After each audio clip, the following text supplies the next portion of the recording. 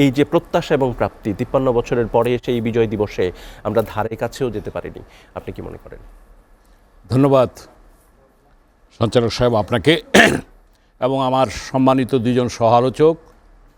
তাদেরকে বিজয় দিবসের প্রীতি, শুভেচ্ছা এবং মুক্তিযুদ্ধের অগণিত শহীদদের শ্রদ্ধা, অগণিত দর্শক শ্রোতাকে বিজয়ের শুভেচ্ছা জানিয়ে আমি যেটা বলতে চাই যে দেখেন, স্বাধীনতার ৫৩ বছর পর আজকে যদি আমরা হিসাব মিলাতে চাই আমাদের মুক্তিযুদ্ধের চেতনার প্রত্যাশা, প্রাপ্তি, অপ্রাপ্তি,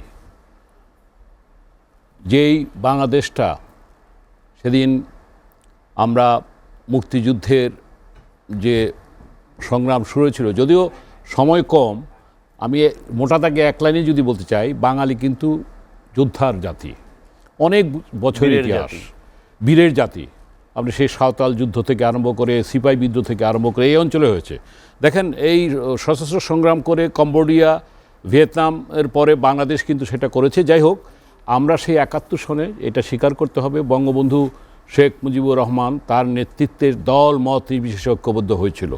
এবং সেই দিনকার যে ইটা ছিল, যে প্রত্যাশা ছিল যে আমরা কি একটা সাম্য, মানবিক মর্যাদা এবং সামাজিক ন্যায় বিচার এবং গণতান্ত্রিক একটি বাংলাদেশ গড়ে উঠবে। Double million offer, Walton fridge কিনে পেতে পারেন ২০ লক্ষ টাকা, রয়েছে কোটি কোটি টাকার নিশ্চিত উপহার। সায়ন্ত ভাই যেটা বলছিলেন যে গণতন্ত্রের জন্য, যে নির্বাচনের জন্য আজকে মুক্তিযুদ্ধে আমরা ঝাঁপিয়ে পড়েছিলাম, আমি সেই সৌভাগ্যবান ব্যক্তি এখানকার মধ্যে, আপনাদের মধ্যে। আমি দশম শ্রেণীর ছাত্র হিসাবে আমি ৭১কে দেখেছি। আমি ৭ই মার্চে আমি বঙ্গবন্ধুর ভাষণ সেদিন শুনেছি।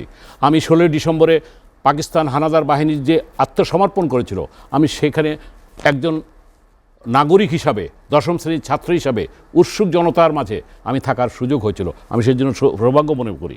আমি যে কথাটা বলেছি, প্রত্যাশার প্রাপ্তির কথা বললেন, তো আমি শান্ত ভাইয়ের সাথে একমত যে যেই প্রত্যাশা নিয়ে যে গণতান্ত্রিক বাংলাদেশ করেছিলাম আমরা পাইনি, স্বচ্ছতা জবাবদিহির প্রতিষ্ঠিত হয়নি। আমরা ব্লেম গেইন, দশকের রাজনীতি এখানে আমরা দেখেছি পলিটিক্স অফ ইনহেলিয়েশন, কীভাবে একটি দল আরেকটি দলকে ইনহেলিয়েশন করবে, গণতন্ত্রকে হোঁচট খেতে দেখেছি এবং অসুস্থ রাজনীতির সংস্কৃতি দেখেছি। এই যে অপ্রাপ্তি, এই অপ্রাপ্তির জন্য আজকে বাংলাদেশটা আমরা যেই কাঙ্ক্ষিত জায়গায় যেতে পারতাম সেটা যেতে পারি নাই। আমি লাস্ট যে কথাটা বলতে চাই, রাজনীতি হচ্ছে রক্তপাতহীন যুদ্ধ, আর যুদ্ধ হচ্ছে রক্তপাতময় রাজনীতি। কিন্তু স্বাধীনতার পর যেই ৩০ লক্ষ শহীদের রক্তের বিনিময়ে আমরা আনলাম, আমরা দেখলাম যে বঙ্গবন্ধু শেখ মুজিবুর রহমান, সেটা সমালোচনা থাকতে পারে, কিন্তু উনি কী করলেন, এক বাকশাল করেছেন, সেটা একটা আলাদা দর্শন। কিন্তু সেই বাকশাল করার মধ্য দিয়ে আমি মনে করব তিনি রাজনৈতিকভাবে আত্মহত্যার পথ বেছে নিয়েছিলেন। এবং ইতিহাসের বাকি জায়গাটা আরেকটা জায়গা, যে ৭ই নভেম্বর। আজকে আমি শেষ করতে চাই এইভাবে, বঙ্গবন্ধু শেখ মুজিবকে শ্রদ্ধার সাথে স্মরণ করতে হবে। ইতিহাসের যার যার জায়গায় তাকে কিন্তু সেই জায়গাটা দিতে হবে। শহীদ রাষ্ট্রপতি জিয়াউর রহমান, যিনি বঙ্গবন্ধুর বঙ্গবন্ধুর ডাকে স্বাধীনতার ঘোষণা দিয়েছিলেন, আজকে তাজউদ্দিন সাহেব যেই 10ই এপ্রিল প্রধানমন্ত্রীর দায়িত্ব গ্রহণ করেছিলেন, জেনারেল ওসমানী সহ 11 সেক্টর কমান্ডার, আমাদেরকে কিন্তু ইতিহাসে করতে হবে। আরেকটি কথা বলতে চাই, মুক্তিযুদ্ধের ইতিহাস এবং ঐতিহ্য পুনর্মূল্যায়ন কিন্তু আজকে সমস্যা, যেটা উনি বলার চেষ্টা করেছিলেন। আমাদের এই প্রজন্ম কিন্তু এটার জন্য দায়ী আমরা।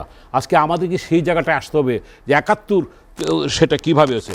আমি শেষ করবো এটুকু যে আজকে তরুণ প্রজন্মের কাছে মুক্তিযুদ্ধের চেতনাটা, শান্ত ভাই, আমার কাছে মনে হয় যে এটা তাদের কাছে আমাদের ব্যর্থতার কারণে তাদের কাছে এটা ম্লান হয়ে যাচ্ছে, কিন্তু পৌঁছানো সম্ভব। তাদেরকে সেই মুক্তিযুদ্ধের যে চেতনাটা, এই প্রশ্নে তাদেরকে সেইভাবে উজ্জীবিত করতে হবে।